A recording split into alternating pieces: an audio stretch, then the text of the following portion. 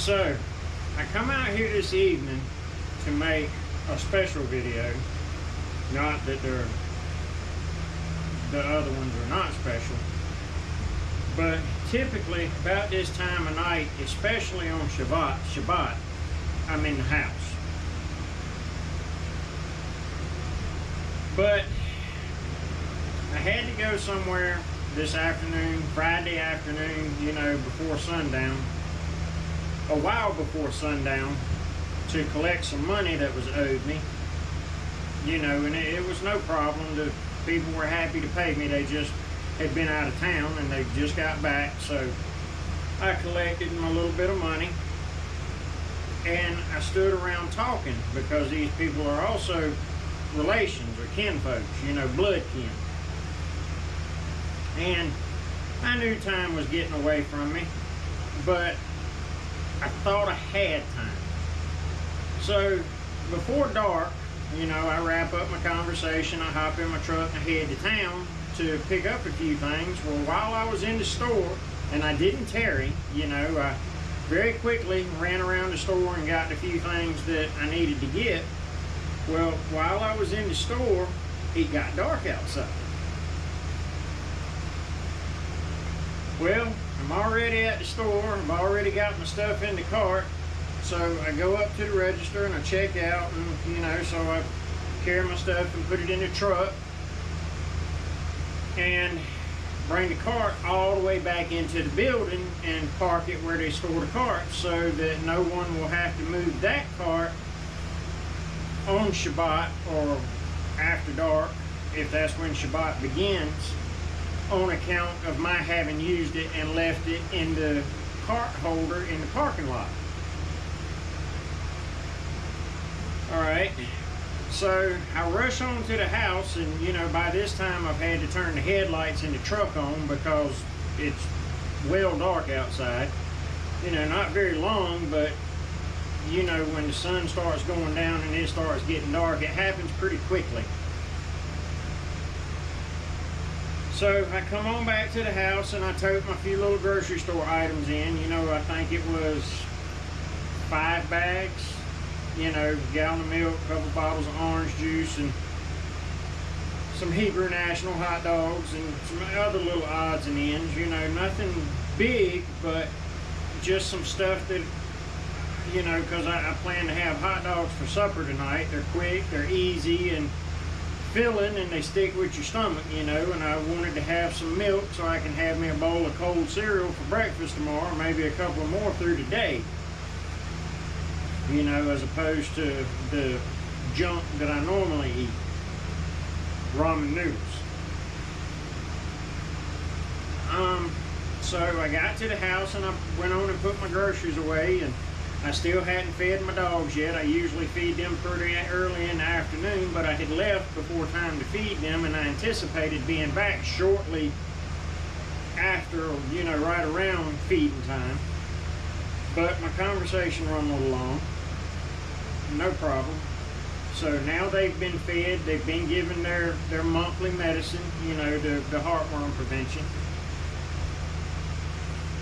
And I had a blanket in the washing machine that needed to go in the dryer. So I did that. Got done with all of that, and I come out here and I've started this video. I still have to take a shower and take my contacts out, because I take my contacts out on Friday night through Shabbat to give my eyes time to rest, because I don't take them out most of the rest of the time, which I know I'm supposed to, Fuss at me if you want to, I'm not likely to change. But I go through all of that, giving you my afternoon's itinerary to sort of lead into the question of, when does Shabbat begin?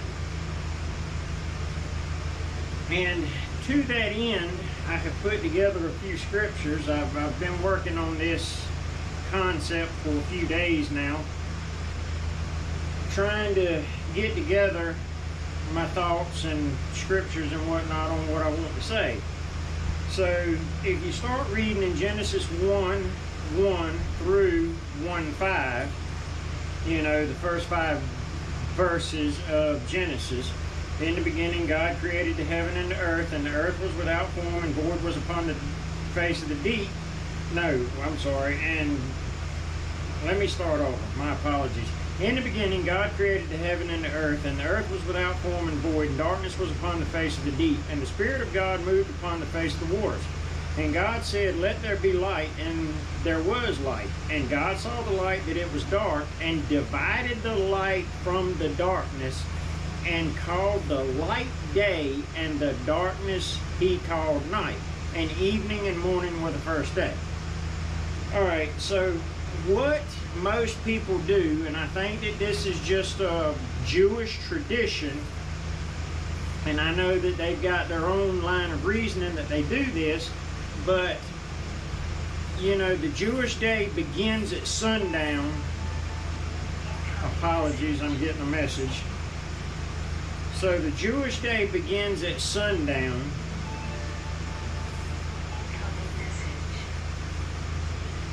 and ends at sundown. So at sundown Friday was the end of Friday and the beginning of Saturday. All right, so the day begins in the evening, and that's after you've worked and everything. So ostensibly you've worked through Friday, and you know, you get home Friday afternoon, and Friday being preparation day and all of that, so everything is prepared for the Sabbath. So before sundown, supper's cooked, breakfast is cooked for the next day, lunch is cooked for the next day, and maybe even supper for the next day is already done before sundown on Friday. Then you have to take your shower, and you know, and then you go to bed. Well, then you get up Saturday morning, which according to Jewish tradition is already halfway through the day. And this is in no way anti-Semitic or anti-Jewish or anything like that. So let me go ahead and say that. I am not speaking ill of the Jews. I'm just simply trying to speak in a factual manner in regards to a tradition that many of us have taken on because it is tradition and we haven't looked into it. Like many other traditions, such as Hanukkah, which there's no commandment to celebrate Hanukkah, and nowhere in Scripture do you see that Yeshua celebrated Hanukkah. You know, in fact, Scripture specifically says that he went to the temple after the rest of them went for the Feast of Dedication, as in, you know, the impression that I get is that they already went to the temple and Yeshua came after they'd had their feast. But anyway, back to Shabbat. So, in the 5 verses that I just read, the very end of the 5th verse says, and God divided the light from the darkness, and the light he called day, and the darkness he called night. Okay. He didn't call the night day. He called the light day. Alright? Well, let me rephrase that. He didn't call the darkness day, he called the light day, and the darkness he called night. Okay. So, in the second part of that verse, it says, and evening and morning were the first day. Alright, well, I'm going to come back to that. Genesis chapter 2, verses 2 and 3. And on the 7th day God ended his work which he had made, and he rested on the 7th day from all his work which he had made. And God blessed the 7th day and sanctified it, because that in it he had rested from all his work which God created and made. Okay? Says he rested on the 7th day. We've already defined a day in Genesis chapter 1, verse 5. A day is light. So God rested on the 7th period of light. Okay. So Exodus chapter 20 verses 8 through 11. Remember the Sabbath day to keep it holy. 6 days thou shalt labor and do all thy work. But the seventh day is the Sabbath of the Lord thy God. In it thou shalt not do any work, nor thy son, nor thy daughter, nor thy manservant, nor thy maidservant, nor thy cattle, nor thy stranger that is within thy gates. For in 6 days the Lord made heaven and earth, the sea, and all that in them is, and rested the seventh day. There's that word day again. Wherefore the Lord blessed the Sabbath day and hallowed it. All right. So I said I was going to come back to Genesis chapter 1 verse 5, the second half of it, where it says, and evening and morning were the first day. Well, if you haven't watched it yet, go back and watch the video I put up about people needing to know what they're saying, what words mean, and stuff like that. I think the name of the video is, do you really know what you're saying, or do you know what you're really saying? I'll put a link to it in the description. But anyway, where it says, and evening and morning were the first day, me personally, I think that means that from non-existence to existence was the first day. You know, and consecutively through the rest of the 6 days, you know, the other 5 days that are left, you know, he called things from non-existence into existence, and then that was the end of his work, right? And then on the seventh day he rested. Okay, so where it says an evening and morning were the X day, you know, the first day, the second day, whatever. Consider that it might not say from evening to morning in the very original language that was given to Moses at Mount Sinai. Because, let's be honest, the Hebrew spoken in Israel today is not the same Hebrew language that Moses spoke. Now, it may have come from that language,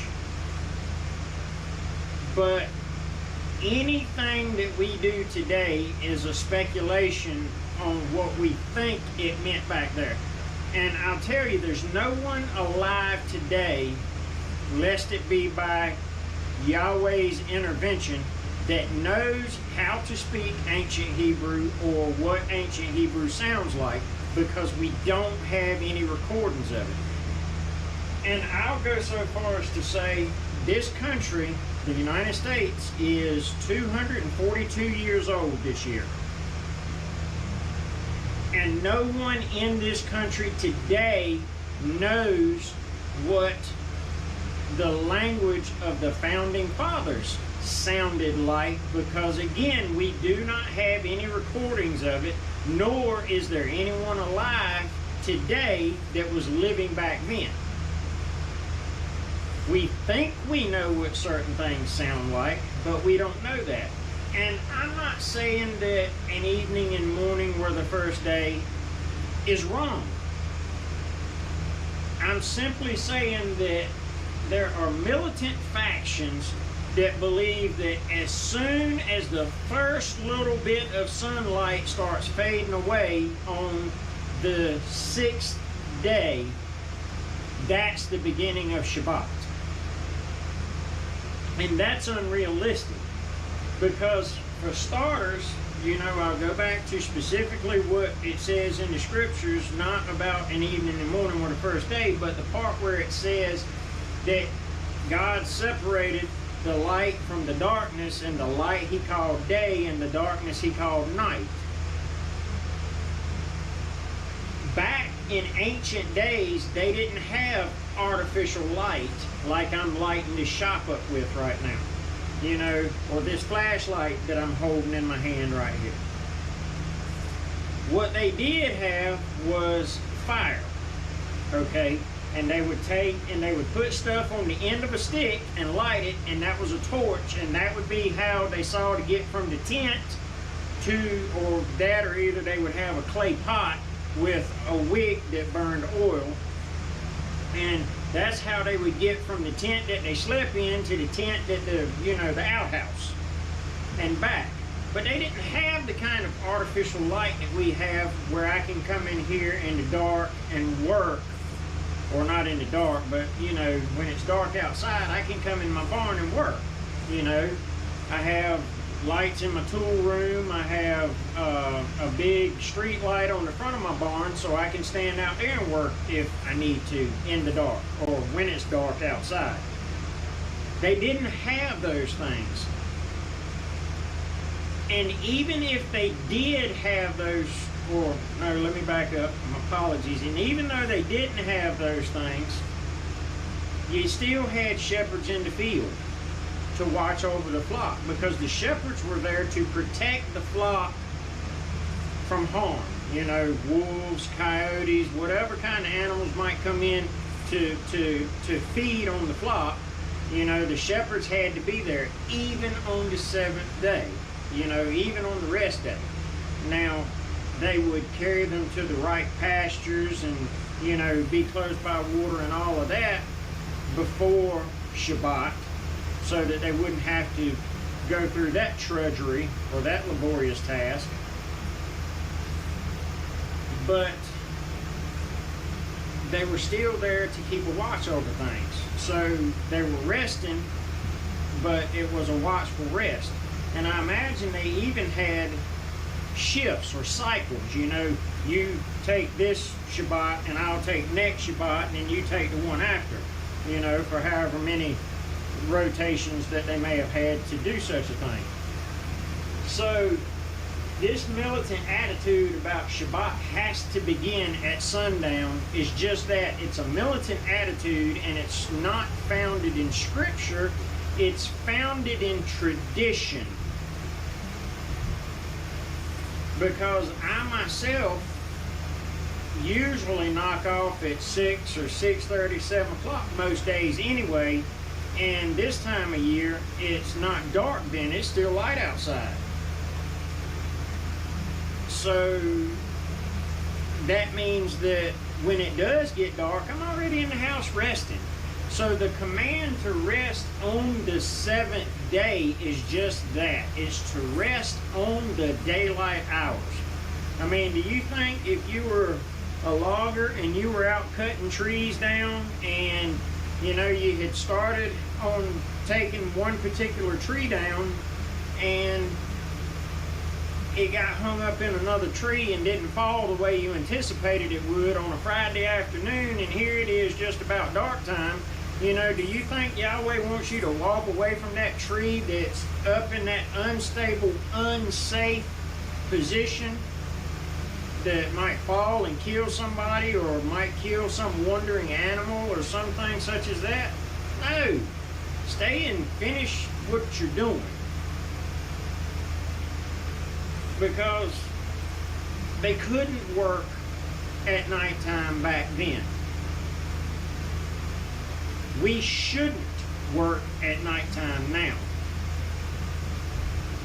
Think about it. Even in the winter months, when the time changes and the days get shorter, we still have an average of 8 daylight hours a day.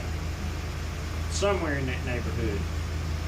There's plenty of time to get nearly anything done. We shouldn't be trying to work more than that anyway. Which kind of opens up a whole nother concept that I'll not go into here. But don't be so legalistic about the beginning of Shabbat. Even Yeshua said that the law is alive. It's not meant to be applied like a sledgehammer in all cases, or even in most cases. And that doesn't mean that the law changes. It just simply means that you have to approach it with understanding, and more than that, you have to approach it with just a touch of common sense. You know, so let me ask you this, and I know there are a lot of people in the world that believe I was doing wrong and that I'll be doing wrong in what I'm about to ask you. But when I get done with this video, I'm going to stop the camera from recording. I'm going to pick my camera up and I'm going to cut my exhaust fan off, and I'm going to cut my other fan off because I couldn't stand to be in this barn to make this video otherwise. It's just too hot and miserable in here. Even at night it's hot and miserable. So because this is my work barn, is it wrong for me to cut the fans and the lights off when I leave? Because it is, after all, dark outside, so doesn't that mean that Shabbat has begun? Alright, so if you think it's wrong for me to do those things, well, answer me this. What's the bigger crime? For me to flip a switch and unplug a cord and go in the house and rest? Or would it be a bigger crime for me to leave them plugged in for the next 24 some odd hours out here running, burning electricity for no apparent cause other than you think I shouldn't have cut them off on Shabbat? Anyway, apologies, it's run a little long. I don't mean to step on any toes. If I do, you know, contact me, we can discuss it. Leave your comments, tell me what you think, and have a good Shabbat. Don't forget, 2 Timothy chapter 2, verse 15, study to show yourself approved. It's up to you to study. Bye-bye. Hope to see you in heaven.